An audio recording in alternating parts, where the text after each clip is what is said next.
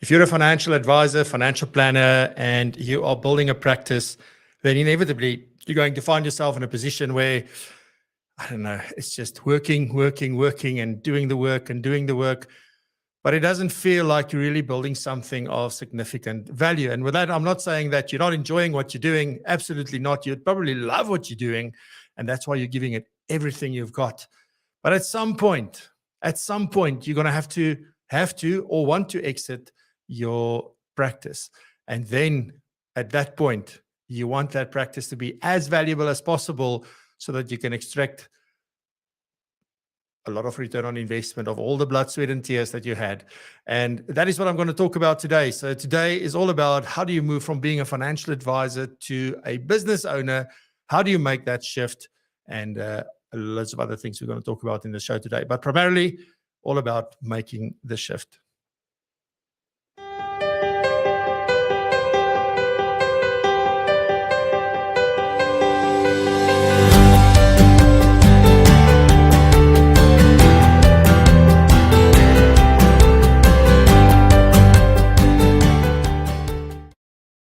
Good morning. Welcome back this is episode 33 of season 3, number 193 since we started. Thank you very much for being with us live this morning, for saying hi in the chat so early on, even before we start. There's nothing that gives me, and I literally got goosebumps. Hopefully the HD camera, I'm obviously too light. The lights and my lights doesn't really work together. Anyway, just so glad that every one of you are here and that you're joining us live this morning. Thank you so much. And if you're watching the recording, I'm just as appreciative and really appreciate that you keep coming back to watch our content. And today, as I said, we're all talking about making the shift from being a financial advisor, working in your business, doing the work of a financial planner and a financial advisor. But then if you want to make the shift, or if you want to build a practice of significant value that when you exit, you can capitalize on, then there are some different things that are necessary. And we've been talking about a few of these things in bits and pieces on the show before, but today I'm going to focus explicitly on how do we make that shift, because it's something I'm going through in my own business at the moment. So definitely things that we've started doing that I see working, things that I've learned that does not work, and I want to share that with you today, and also just from what I've learned from conversations with different advisors who's been doing this. Righty, so we've got Nikki McDonald here from the FPI doing current affairs. We have Norma talking about belonging, which is so important, and then we're going to do a lucky draw. You remember when we did the PROpulsion Summit? We said everybody that gives us feedback goes into a lucky draw, and we're giving away 3 one-year PROpulsion Pro memberships today.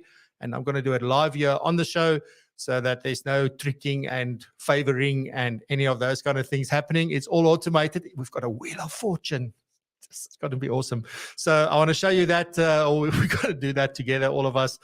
And so the rules were you had to complete the survey and give us feedback on the summit if you attended. And then if we draw your name, you're already a PROpulsion Pro member, you can gift that to someone else. You just first need to talk to us. And then if you're not a PROpulsion Pro member, then obviously we'll give you that membership for 12 months. So really excited to do that this morning. And then I'll get into today's topic. Right. So let me quickly say good morning. Really excited to have everyone. Yes, it feels like it's been a while since I've had so many comments to say hello. Mr. Terrence, all the way from the Midlands, there in Natal. It's a beautiful part. We love it. We've been there. I think it was 2018, 2019 or somewhere. We were there in June. And it was absolutely amazing. That nothing beats that green. Anyway, we've got Albert Fritz. Good morning, Albert. Awesome to see you. Goeiemorgen. Jonita, good morning from Centurion. I'm working in Gauteng until next Thursday.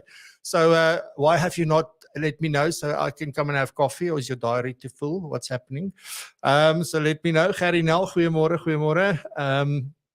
Heloise, good morning. Nice to see you again. There's plenty of Pretoria people here, Jonita, by the way. Casper, good morning. Awesome to see you. Hope you're doing well. I'm not sure where you're situated, Casper. You can let me know. Mary, good morning. Happiness. Happy to see you. Razan, good morning. Happy to see you. Had a good catch up this week. Philip Geary, good morning, Philip. Becoming a real regular here on the show, saying hi. Thank you very much. Really appreciate it. Quivers, good morning from Sun City, working from anywhere. And we had a good catch up yesterday. So thank you very much for all your feedback and your time. It was awesome just sort of hearing what's happening and all of that good stuff. Kavendra, good morning. It's been a while. Nice to see you. I've got Neil Phillips. Good morning, Neil. Nice to see you back. You were a regular when we were in lockdown, even if you were on a treadmill or a bicycle. So great to see you. Tina's good morning. Awesome to see you. I hope it's going well in Bloom. Mark, good morning. Obviously, flying the flag for Natal. We've got Elmine. Good morning, Elmine. Nice to see you as well. David, good morning. We've got Lalani, good morning, supporting all the things. So really appreciate you guys. Julie Hughes, good morning. Good morning. Old regular and part of PROpulsion Pro. Rihanna, good morning. Nice to see you as well. And this is, I've been so busy working, but we'll arrange for next week. This episode is for you. Righty, so with that, thank you very much for all the highs and everything. I really appreciate it. If you want to share your opinions and your views, let's stick it to the topic, or keep to the topic rather. My Free State English, and then let's take part in the conversation. So thank you very much for all the comments and saying hi. I really appreciate it. Right, with that, let's head on over to Nikki. She's waiting in anticipation with the current affairs.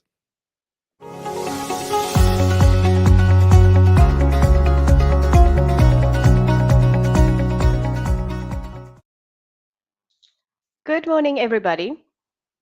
So let's start with PwC's latest South African Economic Outlook report. Despite 648,000 new jobs being created in the second quarter of 2022, employment is still 5% below pre-pandemic levels. The economy is likely to muddle along at 1.7% growth this year and at an even slower 1.5% in 2023, which is nowhere near what is needed to absorb the 350,000 people entering the job market each year. Unemployment is almost certain to rise, and that will bring threats to the social fabric of the country.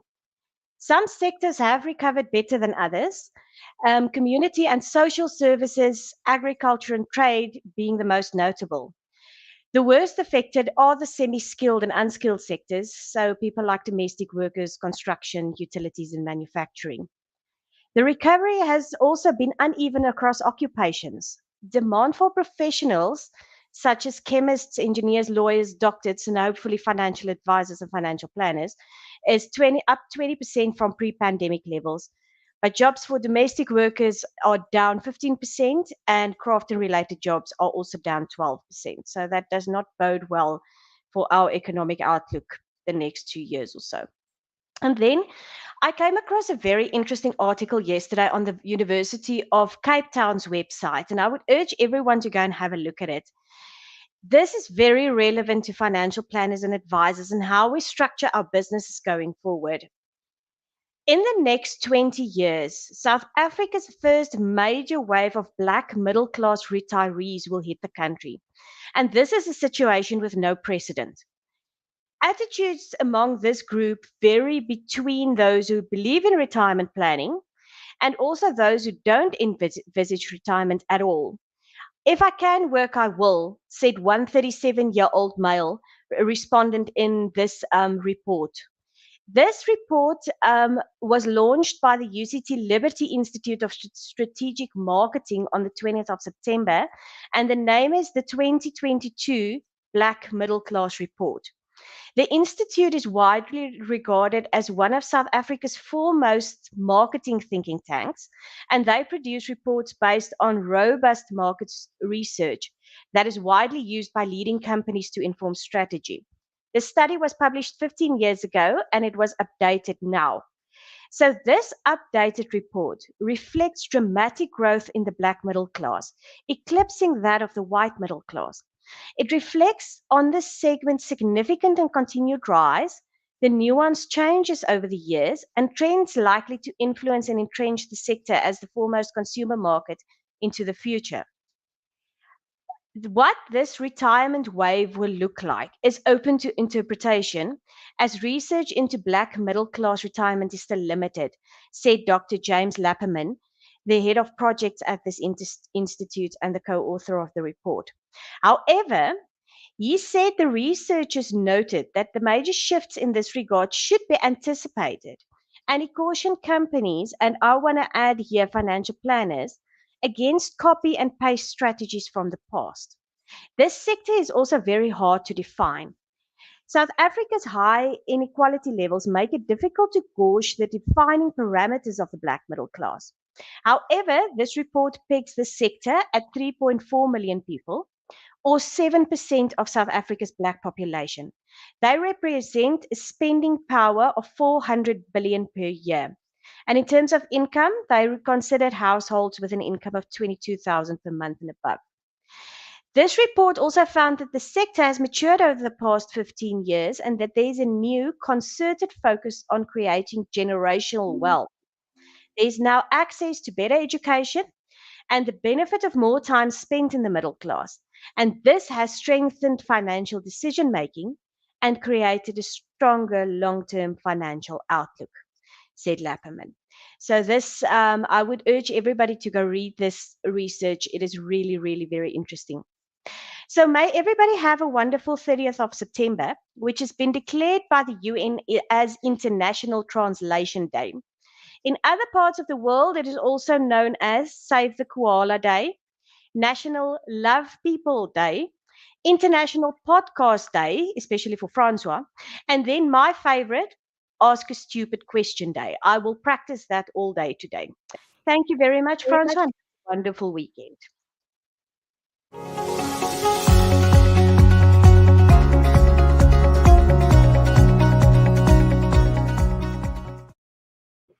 I'm just laughing. Yeah. Yeah. There's no such thing as a stupid question. It's the only one is the one you don't ask. So keep asking those questions. Alrighty, guys. So next up is Norma, and she's talking about belonging, something that is core at what we do at PROpulsion Pro. Had to throw that one in there. But yeah, so really keen to hear what Norma has to share with us this morning. Always very valuable, and I can't wait anymore. So let me head on over to Norma.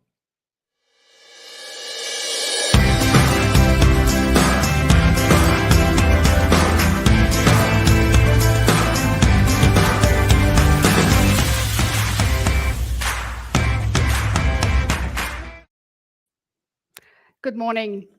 Glad to be back today. So my topic, as Francois said, is belonging.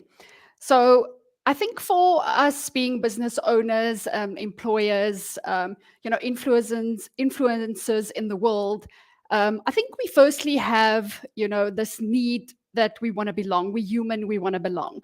But also because we're change makers, we want to shift people's perspective. We want to influence people. It's sometimes a bit challenging to actually do and say the hard things, because those things can make us believe that we don't belong, we're different.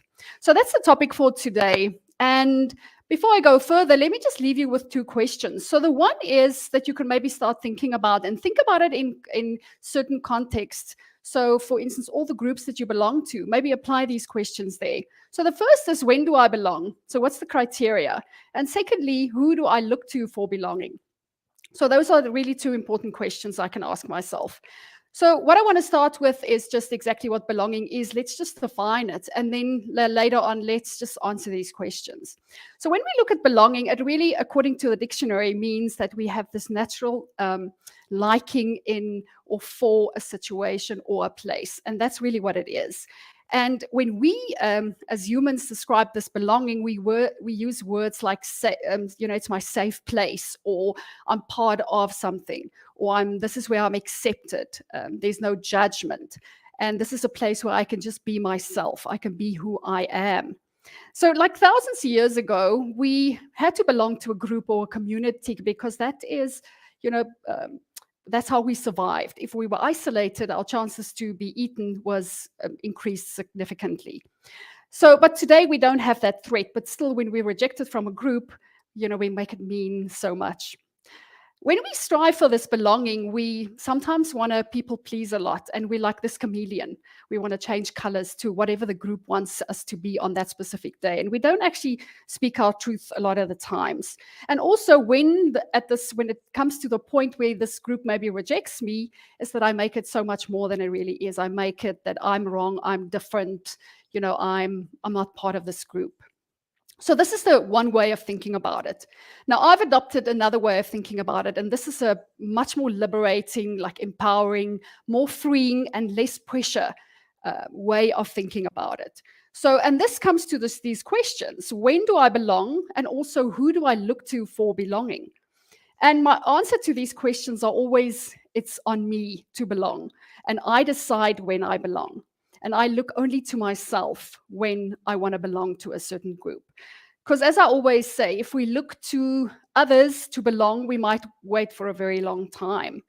And if I want to solve an internal feeling or something I want or a need internally with something external, I'm going to keep going to that external thing to satisfy it. So for me, just knowing that I belong, that I'm amazing, that I choose to belong to myself, I accept myself, that is all the belonging that I really need. And this is really just a life-changing way of thinking about belonging, because I don't have to be reliant on other people. I don't have to wait for the leader or the influencer to say, I'm okay, I belong to this group.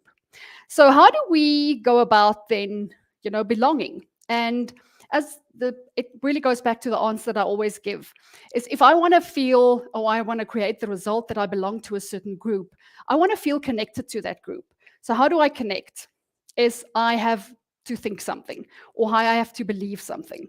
So if I want to have that connection with other people, I need to go to my own mind first before I go to whatever the other person thinks. So something like, for instance, that, as I've mentioned, is I belong to myself. I love and like myself. I accept myself and I belong. So therefore, I can go anywhere and I can belong. So think of yourself in a situation where you go to an event or you go into a community. If I have reservations, if I feel, oh, but I'm a little bit different to these people, that is going to result in me maybe not belonging to that group. Whereas if I go into this group and I already have this mindset of I belong, I know who I am, I like who I am, I belong to myself, and therefore I belong to this group, the outcome is going to be so much different.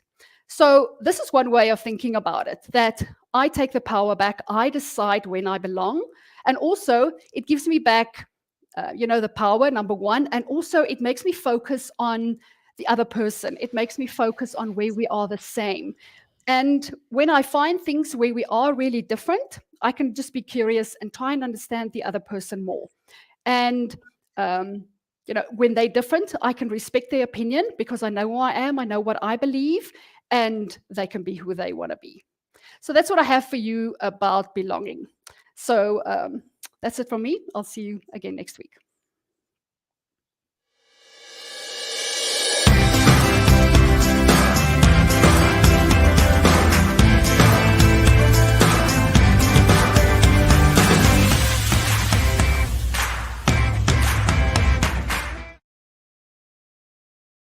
Good stuff. Thank you very much, Norma.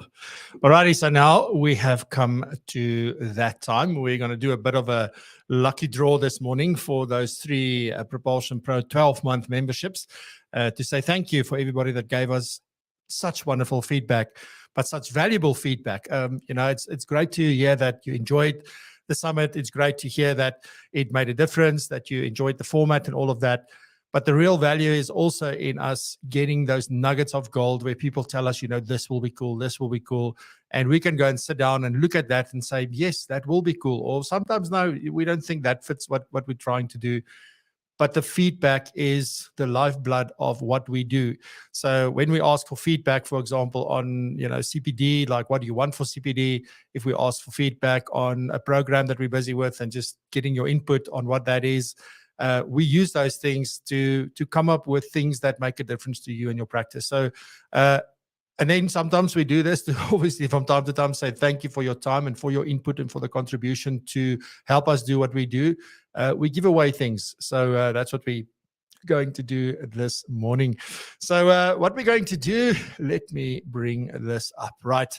So we have a wheel of fortune. So we have 92 people who are in who's in the draw that sent us their feedback for the summit. So obviously those 92 people definitely also attended the summit, and for that we are even more grateful.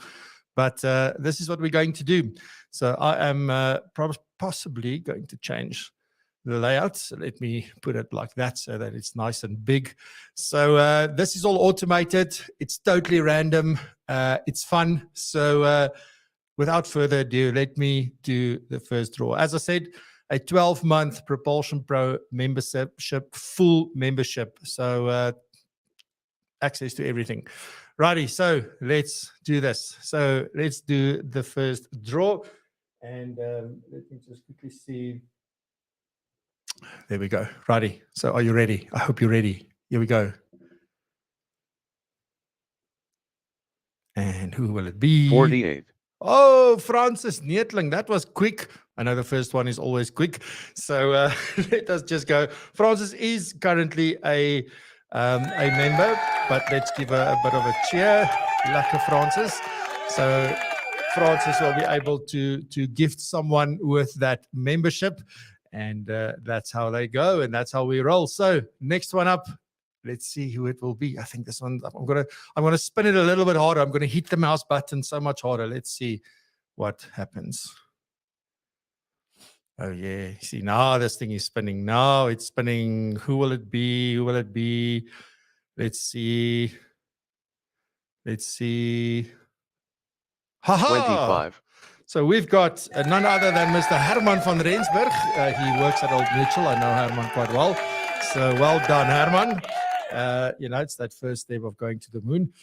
So fantastic. Righty. So that's the second one. So we have Francis Neetling. We have Herman van Rensburg.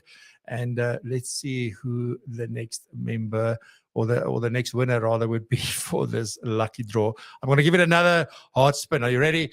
Here we go. Let's roll. Let's roll. Let's see who is going to win what. Oh, seems like I spinned it too slowly. Let's see. Let's see. Who will it be? Oh, Francis het amper weer gewen. Alrighty. Who is it going to be? It is... Des Swahili. Righty, so well done. Let's give a cheer for Des as well. So well done to all three of you. So Francis and Herman and Des, we will be in touch. My team will be in touch and we will get these things going. So awesome stuff. Thank you very much for whoopsie. Let me just click. I'm on the wrong screen. So there we go. Righty. So that is it. So next up is some just two very, very quick announcements. And let me just get the music going. So there we go. All right. So two things. On Monday, the 10th of October, we are starting the next challenge in Propulsion Pro, which is a 5-day goal cultivation challenge put together and designed specifically for our members by none other than Norma herself. And Norma will also be the host. So she'll be taking you through that for 5 days. It's a very unique sort of structure that she's come up with because it's not 5 consecutive days. It's every second day. So there's 5 days in the challenge, but we launch them every second day. And because this is a very practical challenge and you get worksheets and challenges and all sorts of things to do, that will really help you with just getting to that point about, because I don't know if you sort of experience this as well. You know, we know how to set goals. We know what to do. For some reason, we just don't do it. And therefore, you know, it often starts off with our mindset. So this challenge has got a lot more to do with what the stories you tell yourself, the things that you think about this, whether you really buy into your goals, if you really understand why you want to do these goals. So that is what she's going to tap into. So this is almost like priming you for the goal setting. So it's very complementary to goal setting and all, you know, all the stuff like I've spoken about goal setting and all sorts of things. So definitely something that is going to be absolutely amazing. So this is exclusive for Propulsion Pro members. So if you want to be part of that, then you've got to become a member. If you're not a member, if you are a member, so Herman and Des will definitely have an option to join now, but definitely something that you want to consider. Righty. So then the second announcement that I've got is also then this week, Tuesday, the 4th of October, we have our next CPD session, which is on retrenchment and tax. So it's a very powerful session, very insightful session. And again, only for Propulsion Pro members. So definitely there's more and more reasons every single day. I had such fantastic meetings this week with more benefit partners coming on board. 2 amazing ones that we've got. At the second one yesterday, they are on board. They are offering special rates for our members. So the reasons to join Propulsion Pro, over and above the community, the support, the help, the belonging, the camaraderie, the sort of, being like-minded, going in the same direction, trying to make a difference, doing things the right way. We've also got all these amazing benefits. So definitely something that you want to consider if you're not a member of PROpulsion Pro. And we recently, this week, got 2 additional members. So a warm welcome to both of them. It was Cindy and Bernice. So awesome to have them with us for this. All right. And how awesome is that? I queued up with the music. So let's get cracking with today's topic. And I'm looking forward to talking to you about how do we make the shift from being the specialist, the financial advisor, the planner, the person who does all the work with clients, to that business owner. And I can't wait to share that with you.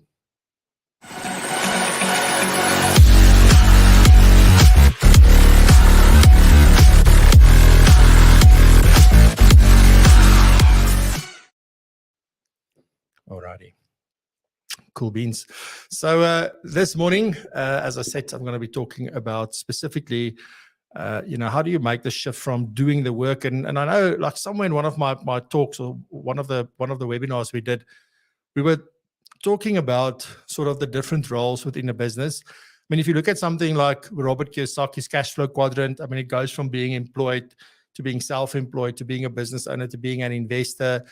I mean, those things, you look at that, you look at the, what's the guy's name? I can't remember his name, but it's this book that I've read the book, I think, twice, around how do you really build systems and things into your business. But he's also talking about, when you're a specialist versus you become a business owner or the entrepreneur. He refers to an entrepreneur. I can't remember his name now. It's off my tongue completely. But anyway, so all of these you look at is that, and we know this from experience. I know this from experience. I've done it for, feels like 47 years, but I mean, I didn't work the first 18 years of my life. So for a very long time, I've always been the one doing the work, whatever it was, from the admin right through to delivery, to delivering the service, or creating the content, or, doing the training. Like, all of that stuff is me. And to a large degree today, it still is. But there's a big part of my business that I now have learned to let go of. It's still not lacquer. It's still not easy. It's still a sort of, I need to adapt to that. But I'm seeing the benefits now. And suddenly there's more things I do to get more things away from me, which just makes that difference. But I guess the first question we need to ask is, where does one start? And this is quite important because, like, for me, that's who it starts with. So it starts with me. And I just quickly want to sort of swap a screen here so that I can show you some of this. All right. So if I do that, let me just go 1 second. Righty, there we go. So this is extremely important for me. Like, it starts with you. It starts with me. That is where everything starts. And there's quite a few components to this, and things that I've really paid attention to. I've spent a lot of time on. And this is not about me, what I'm starting to get right from this point of view. I just want to share my experience with you so that you know that it is not easy. It is a massive thing to do. It is something that takes a long time, usually. Or, some people can flip a switch and just make a change. And it's like I'm done with sweets. I'm not eating sweets anymore. And they stop. I'm not that guy, right? It takes me a long time. So when we look at this, specifically, the first thing that everything starts with, and we've spoken about this a gazillion times on the show. Norma talks about it all the time. But this is where everything in life starts. If you can go back and have a look, if you're not happy with your life at the moment, if you are extremely happy with your life at the moment, if you're extremely successful or you're not successful, wherever you are, it doesn't matter. You can probably link all of that back to mindset.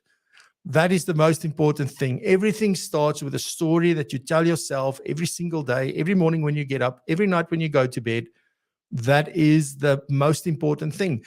And for me, I think in the 7 Habits session, we talk about how do you actually cultivate your mind and how do you change what you're thinking and all of those things. So we discuss it there. But if you think about this, you have the power to change your own story. And it has to start with what we're telling ourselves about what we can do, what we can't do, what's possible, what's not possible. And often we look at these things through a lens of reality, and that's what we want to frame it to and say, but I want to do this and this is amazing and this is what I really want. But in reality, there's no cash flow. There's no this. There's not enough of this. There's not enough of that. Clients will only talk to me. Clients won't talk to someone else.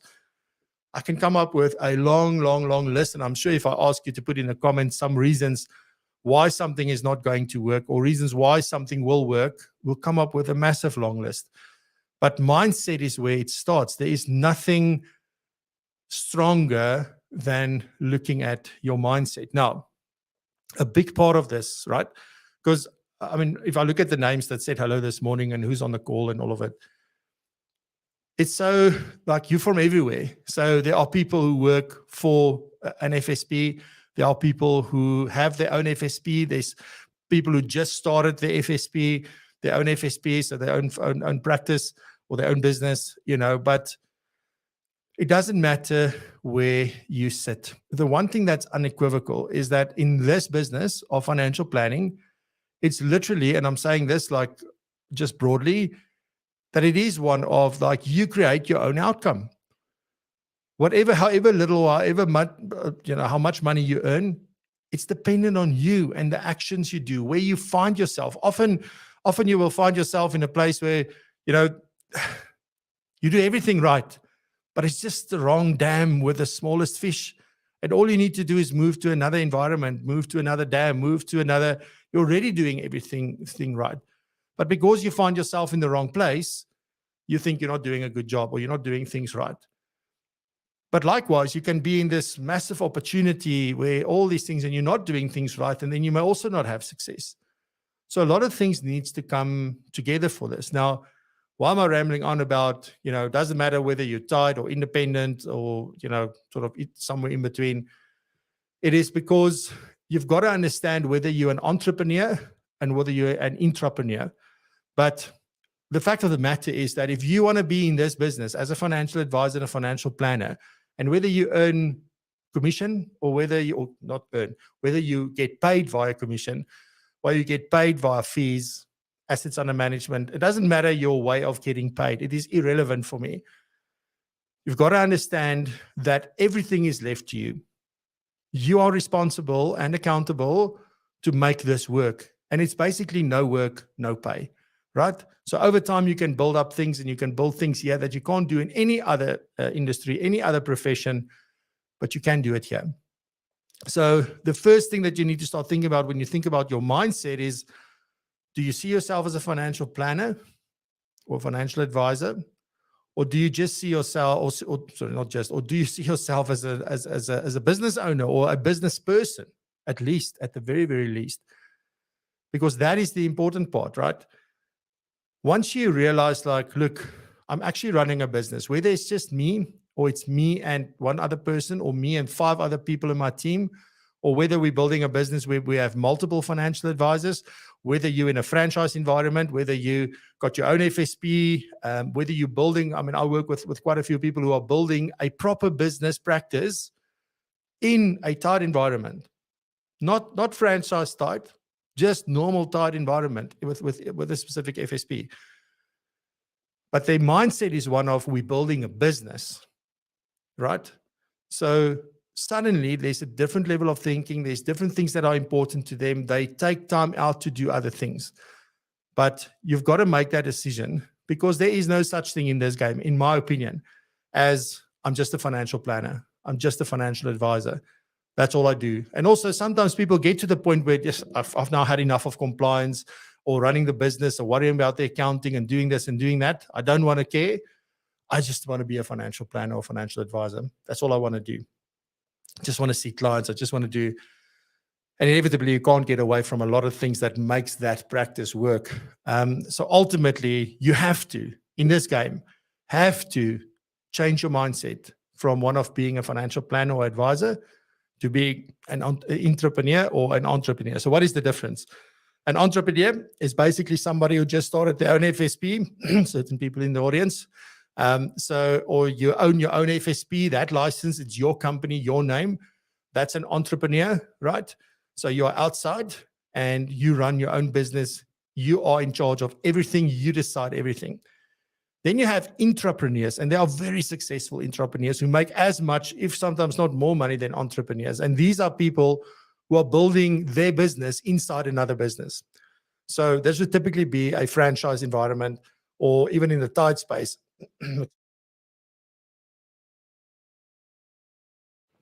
In that space where people would build their businesses. But they don't have one of, oh, tell me what to do. What are you giving me? Please change this for me. Please give this to me for free. There's none of that. You talk to these very highly successful people in that environment, they go make things happen. But they do it within a framework and within a brand that they want to do, right? So the one is not better than the other. It's horses for courses. I am definitely an entrepreneur person and not an intrapreneur, probably. So I know a lot of people who are intrapreneurs. So whatever suits you. But the bottom line is that the mindset is one of, you have a business. And if you have a business, you got to think about other things than just, where do I get a client? And granted that when I am looking for a client, probably if you're new, right, you just started your FSP, you just started in the profession, that you are going to be looking for clients. That's going to be your main thing. I talk about the 7 habits again, like you've got to focus on the things that generate income first. So in the early years, you do want to do that, because very few people have the luxury of having R1 million or 10 million Rand or whatever in their bank account as starting capital, so that they can start building a team, start building a business in a different way from day one. Often we start off and we know sort of basically what we want to do, and we start looking for clients. We look for clients. We look for clients. And then at some point we get to a point where now we need to start thinking about the business itself. So that is a natural sort of thing, I would believe, a natural progression through this. And we learn as we go along. One thing that is quite important from this point of view is also then your own personal development. And we spoke about, I think Norma actually spoke about this a couple of weeks ago, where she was saying, like, you think about you and the business, you've got to be the best version of yourself in order to run the business effectively. The business needs you. The business is the thing that's going to make the lifestyle that you want and the vision that you have and the dreams that you have, that's going to make that come true. But if you're not the best version of yourself and you're not in the best position from a knowledge, experience, mindset, all that kind of stuff, from that point of view, you're going to find it very, very hard. And the other thing is that if you ever stop developing yourself, and there's many areas, right? If I just think about like the balance wheel of life, just those components, if you need to work on all of them, you will never, ever stop. You will never, ever know everything. You will never learn everything. You will never have the answers to everything. So you need to keep on developing yourself. And I have to throw this in here, that CPD from a professional point of view is such a valuable tool for you to use. Too many times still today, we like how many years in, 4 years into the new fit and proper and CPD requirements, they're very clear. You've got to sit at the beginning of the cycle, identify your gaps, and then your CPD should be aimed at addressing those gaps. Very clear. It's in the legislation, in the regulation. However, people just focus on the 18 points I need to get, or the FPI is 35. That's all they focus on. I just need to get this done. Just need to get this done. Let's just tick the box. It's done. You're missing out on a massive opportunity to take your business forward, to serve your clients better, to do better things. And I'm not saying if I say you and it's not applicable to you, please just go, Frans, I do that anyway. But it's such a massive opportunity. And I can't believe that people are not grabbing that with both hands. So next time you choose to attend a CPD session, ask yourself, is this something I need? Not the points. Is the knowledge something I need? Very, very important. It was quite interesting. In the summit survey, we asked people, did the fact that we offered CPD make a difference on your decision to buy a ticket or not? Half said yes, half said no. So, I understand we've got stuff that we need to tick a box for, but use this to your advantage. It's a very awesome tool for you to have. And here's the last thing, understanding that specifically for entrepreneurs, right? If you work within a business, but sometimes even the entrepreneur, the person with their own FSP, we don't take full accountability. We don't take that sort of extreme ownership of saying everything starts with me, everything stops with me. If something doesn't work, it's me. If that didn't get done, it's me. It doesn't matter who the job was allocated to. It's all about, it's me. I didn't make sure there's not a process in place, or there's not a check in place, or something to have made sure that that this thing didn't fall through the cracks. So it's my fault. I didn't consider that. Even if it's a manager's responsibility in your business to do that. Even if you think one of the big FSPs were supposed to give you something, or the technologies you are not working. Oh, they're not using the system that I want to use. Oh, they're not doing this. Oh, they're not doing that. No, take accountability, take ownership. It is something that you cannot get away from, shouldn't try and get away from. And most people that I know don't. They do take accountability. But these 4 things together is where it starts. If you want to move from being a financial advisor to a financial planner, and I'm going to give you some of the things where you start and what you need to do in a second. But you've got to think about your mindset. You've got to make the decision, because again, it's got to do with the story you tell yourself. You're not a financial planner, you are a business owner, and business owners think differently. You've got to put on those different hats. You've got to constantly work on your personal development, and in a balanced way. Okay, you can't just go, oh, heads in, and that's now all I do all day long. But you've got to have a plan for that. And then be accountable. Be the person that the buck starts and stop with from that point.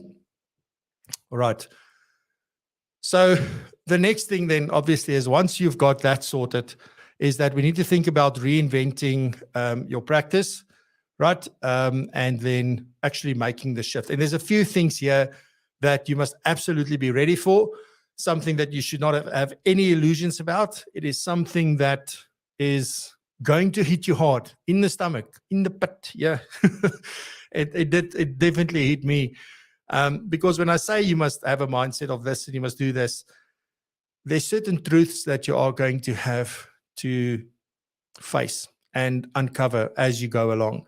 But sort of the first point here, I would say, is that you've got to know that you're going to have to deal with change, and you have to ready yourself for that. So you've got to get ready that things are going to be different. Things are going to be hard. It's not going to be easy.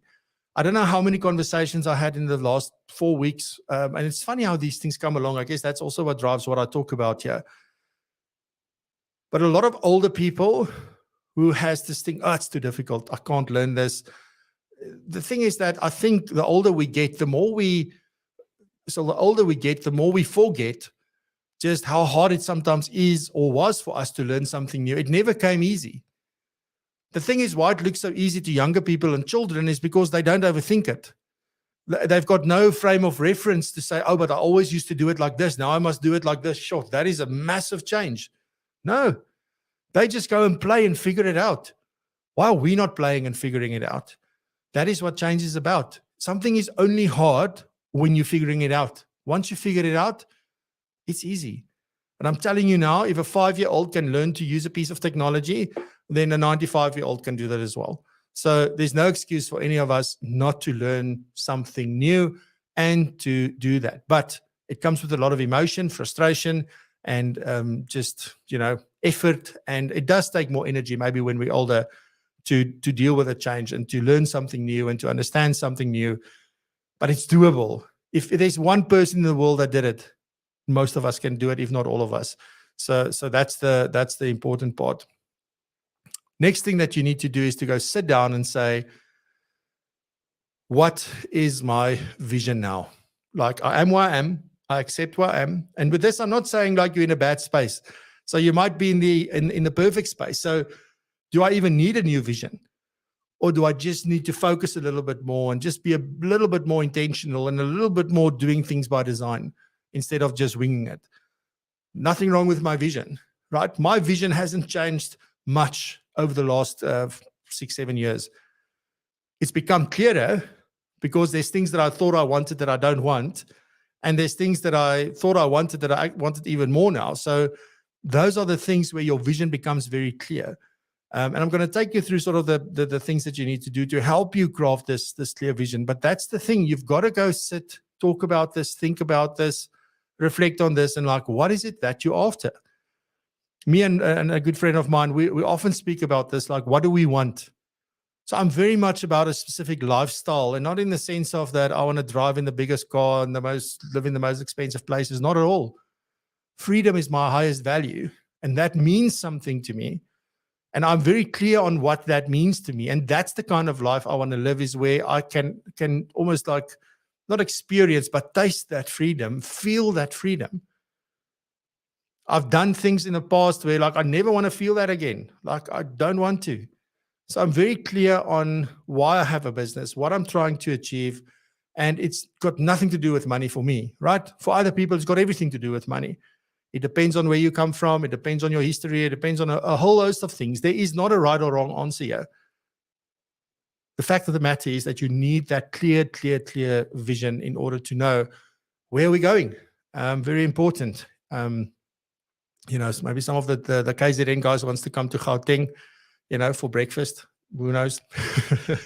Always down for a little joke, right? So very important then also to just think about, if you've got an existing client base, in that existing client base, who do you actually like working with the most? And who do you work with best?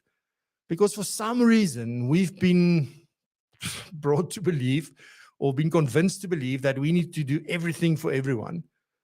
In 2019 and 2018 and 2017, I did facilitation for Millpark for the NKF6, and I did these learnerships where I facilitated the wealth management qualification to them.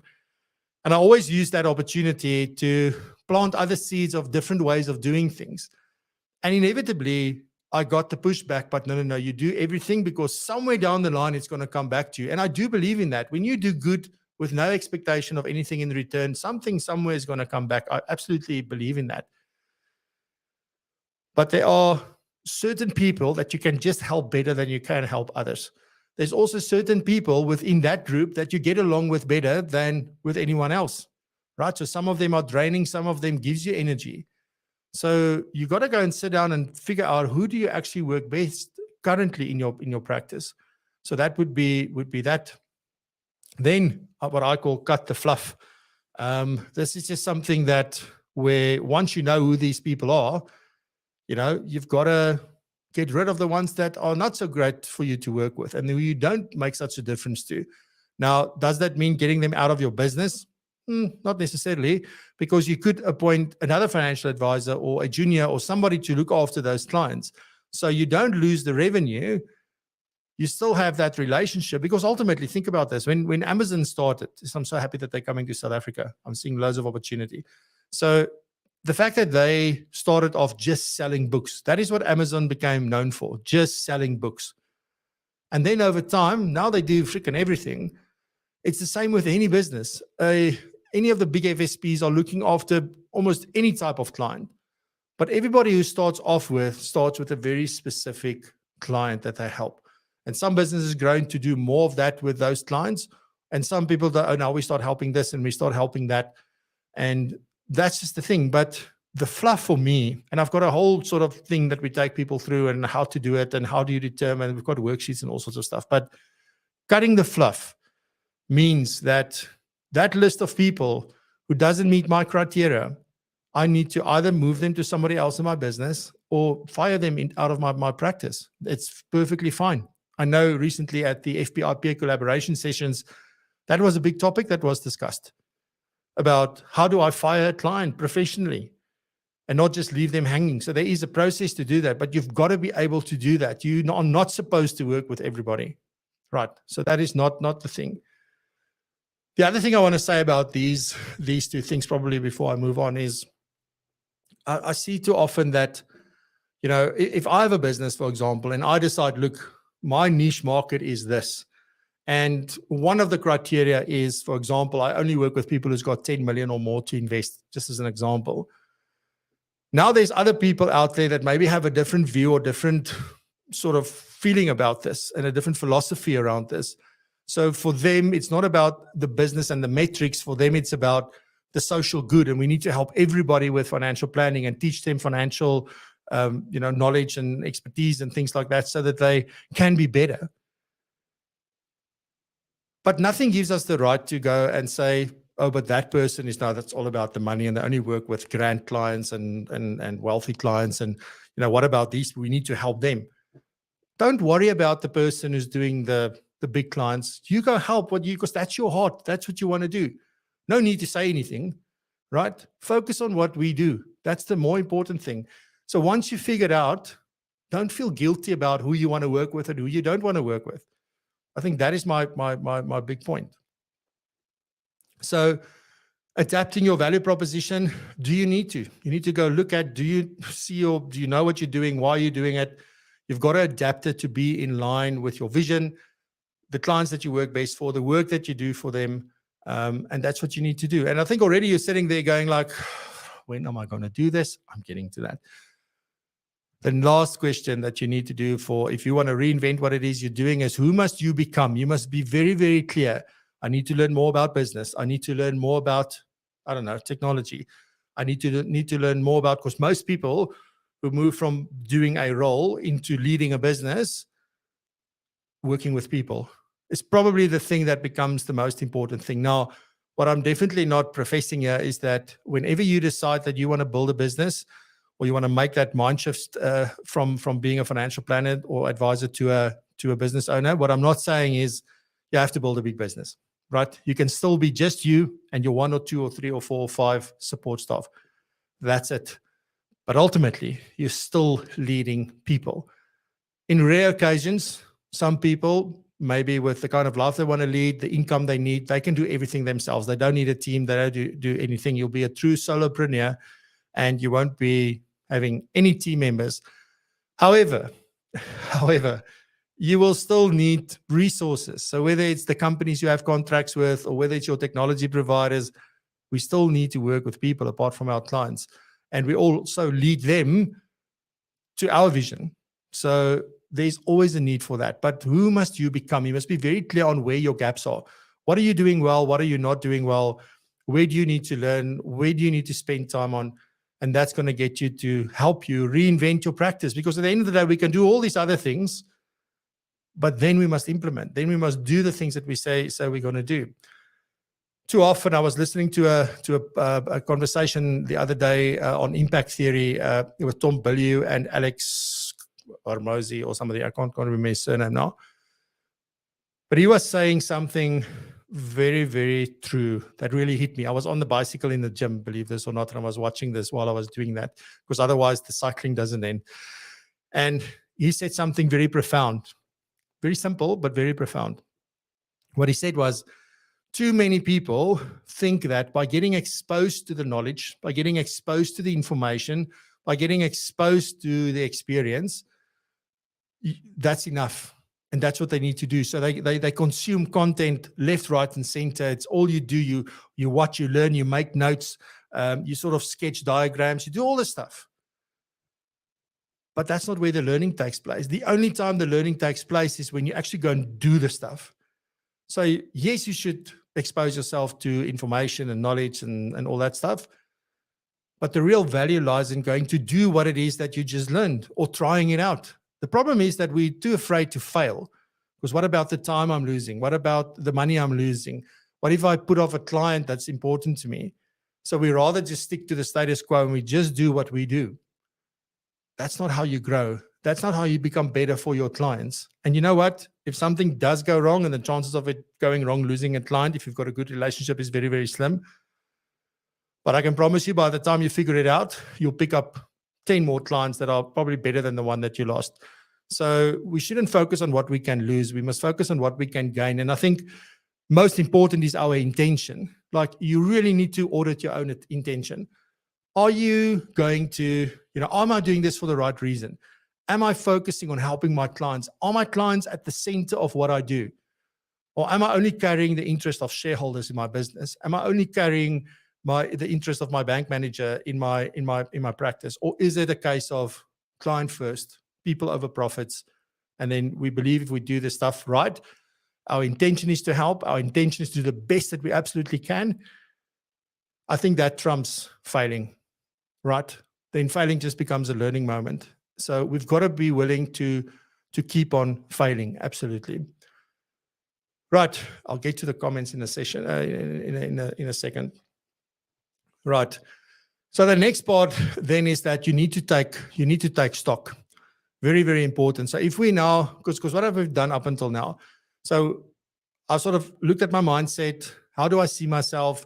what I'm going to do in terms of making myself better and learning and growing, and then my level of accountability and ownership, and the action that I'm going to take. That stuff was the first part. I need to decide and figure those things out first. Then it's about reinventing your practice, as we just discussed. The next thing is like, once I expect change, I'm ready to deal with the change. It's again part of my mindset, what I'm thinking. And I've got the new vision. I've determined who I work best with, who I need to move out of my environment, if you will, cutting the fluff, and then also what I need to do for my value proposition. And I'm clear on who I need to become over time to really make this business work well. Because remember, at the end of the day, what this is all about is building a business that somebody would be willing to pay money for, good money for, the day you want to exit. It's inevitable. Maybe you decide you're going to work until you fall down, and that is a strategy, and that's perfectly fine. But most would want to retire at some stage, or at some stage, if your health doesn't allow you to do, you want to sell this and be sure that you get as much. So that work needs to be done today, not by the time you want to do the exit. I'm looking forward to, in November, I'm having a discussion on the show. I've got a guest where we're going to talk about succession and valuing, sort of how do you build a practice with value. And that's going to be a bit more tactical and a little bit more focused of the levers you can pull in order to boost the value of your practice. But if this stuff is not in place, those levers are not going to help much, I believe. Right. So important. Anyway, the third step is now taking stock. So now is where you really are going to look yourself in the eye, in the mirror, or in a piece of paper. When you really start analyzing your business, this is about staring yourself in the eye and being brutally honest with yourself about where you are. If it's a fantastic place, absolutely amazing.